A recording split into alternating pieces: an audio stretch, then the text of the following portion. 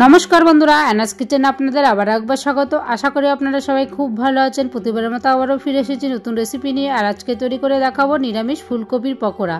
फुलकपि सेদ্ধ ना करेई किन्तु आपनारा खूब सहजे झटपट एई पकोड़ाटा तैरि करते पारेन। आर जोदि भालो लेगे थाके अवश्यई किन्तु लाइक शेयर करते भुलबेन ना एबं कमेंट बक्से जानाबेन केमन हयेछे। आर नित्य नतुन रेसिपि देखार जोन्नो चैनेलटिके सबस्क्राइब करे देওয়ার জন্য অনুরোধ রইল। तो ভিডিওটি কিন্তু স্কিপ না করে শুরু থেকে শেষ অবধি দেখতে থাকুন। फुलकपिर पकोड़ा करार जोन्नो एकटा गाजरेर हाफ अंश नियेछि और एकटा फुलकपि थेके तीनटे फुल निये नियेछि। आपनारा किन्तु एर थेकेও बेशी दिয়েও किन्तु करते पारेन। एबार फुलकपिगुलो एकटा ग्रेटारेर साहाज्ये एइभाবে ग्रेट करे नेब। जेहेतु फुलकपिटा सेদ্ধ करब ना ताई एइभाবে ग्रेट करे किन्तु शुधु फुलटुकु निये नेबेन और जे शेषेर दिके डाटिटा थाके एइ जे एइटा किन्तु फेले देब। बाकी फुलकपिगुलो ठीक एकई भावे ग्रेट करे नेब और फुलकपिर डाटिटा किन्तु एकदमई नेबेन ना, ताहले किन्तु एकटु शक्त थाकबे। এই গ্রেটারের সাহায্যে করার জন্য কিন্তু ফুলকপিগুলো একদম মিহি হয়ে গেছে। এই দেখুন, এটা কিন্তু আর কোনো রকম আর সেদ্ধ করার প্রয়োজন হবে না। গাজরটাও ঠিক একই ভাবে গ্রেটারের সাহায্যে গ্রেট করে নেব, তাহলে একদম মিহি হয়ে যাবে। ভাজা করার সময় কিন্তু আর কোনো রকম কাঁচাও থাকবে না। এই রকম গ্রেটার কিন্তু সবার বাড়িতেই থাকে। আপনারা এই গ্রেটারের সাহায্যে এইভাবে কিন্তু গ্রেট করে নেবেন অবশ্যই। একটা পাত্রে নিয়ে নেব ফুলকপি যেটা গ্রেট করে রেখেছিলাম আর নিয়ে নেব ওর মধ্যেই গাজর। এর সাথে অ্যাড করব কুচনো ধনেপাতা, কাঁচা লঙ্কাও অ্যাড করলাম। ঝালটা অবশ্যই পছন্দ অনুযায়ী দিয়ে দেবেন। স্বাদ মতো নুন দিয়ে দেব আর সামান্য একটু হলুদ গুঁড়ো। এর সাথে একদম সামান্য পরিমাণ লাল লঙ্কার গুঁড়ো অ্যাড করেছি। এর মধ্যে অ্যাড করব হাফ কাপ বেসন আর হাফ কাপ চালের গুঁড়ো।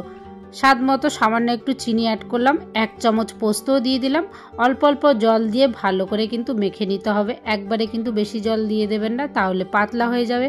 অল্প জল দিয়েই কিন্তু প্রথমে মেখে নিতে হবে। ভালোভাবে মেখে নিয়ে প্রায় 10 থেকে 15 মিনিট ঢাকা দিয়ে রেখে দেবো। তার জন্য কিন্তু গাজর আর ফুলকপিটা বেশ ভালোভাবে নরম হয়ে যাবে। এর মধ্যে আপনারা চাইলে কিন্তু একটা পেঁয়াজ কুচিও দিতে পারেন। যেহেতু নিরামিষ করব তাই পেঁয়াজটা দিইনি। 10 থেকে 15 মিনিট রেখে দিয়ে তারপর আবার ফিরে আসব। এর মিশ্রণটা কিন্তু খুব বেশি পাতলা করবেন না, তাহলে পকোড়াগুলো কিন্তু ভাজতে অসুবিধা হবে। ঠিক এই রকম থাকতেই কিন্তু ভেজে নেবেন। এরকম গোল গোল করে হাতে করে নিয়ে আগে থেকেই আমি রিফাইন তেল গরম করতে দিয়েছিলাম। তারপরে এক এক করে পকোড়াগুলো ভেজে নেব। এই সময় কিন্তু গ্যাসের আঁচ লো হিটে রাখতে হবে। তারপরে কিন্তু গ্যাসের আঁচটা একটু বাড়িয়ে বা কমিয়ে পকোড়াগুলো কিন্তু আস্তে আস্তে ভেজে নিতে হবে, তাহলে ভেতর থেকে ভালোভাবে ভাজা হবে। একদিক লাল হয়ে গেছে, এবার উল্টে দেবো। খুব সাবধানে উল্টে দেবো যাতে ভেঙে না যায়। শীতকাল মানেই নানান ধরনের সবজি, আর এর মধ্যে হচ্ছে ফুলকপি, বাঁধাকপি, এগুলো কিন্তু বাড়িতে সবারই থেকে থাকে। আর এই ফুলকপি এখন সারা বছরই পাওয়া যায়।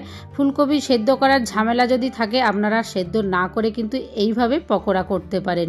একদম অল্প সময়ের মধ্যে কিন্তু ঝটপট বানিয়ে ফেলা যাবে একটা মুখরোচক পকোড়া। আপনারা কিন্তু সন্ধ্যাবেলা এইভাবে টিফিনে বা মুড়ির সাথেও কিন্তু এই রেসিপিটা সার্ভ করতে পারেন। পকোড়াগুলো লাল লাল করে ভেজে নিয়েছি। এরপর একটা পাত্রে তুলে নিয়ে সস দিয়ে গরম গরম পরিবেশন করুন। একটা ভেঙে দেখিয়ে দিচ্ছি। পকোড়াগুলো কিন্তু ভেতর থেকে ভালোভাবে ভাজাও হয়েছে আর খেতেও কিন্তু দারুণ। এইভাবে কিন্তু বাড়িতে আপনারা অবশ্যই কিন্তু একবার হলেও ট্রাই করবেন। আশা করি আপনাদের ভালো লাগবে। আর যদি ভালো লেগে থাকে লাইক শেয়ার করতে ভুলবেন না এবং কমেন্ট বক্সে জানাবেন কেমন হয়েছে। আর নিত্য নতুন রেসিপি দেখার জন্য চ্যানেলটিকে সাবস্ক্রাইব করে দেওয়ার জন্য অনুরোধ রইল। সুস্থ থাকবেন, ভালো থাকবেন। আবারও দেখা হবে নেক্সট রেসিপি নিয়ে। প্লিজ আপনারা অবশ্যই পাশে থাকবেন। ধন্যবাদ।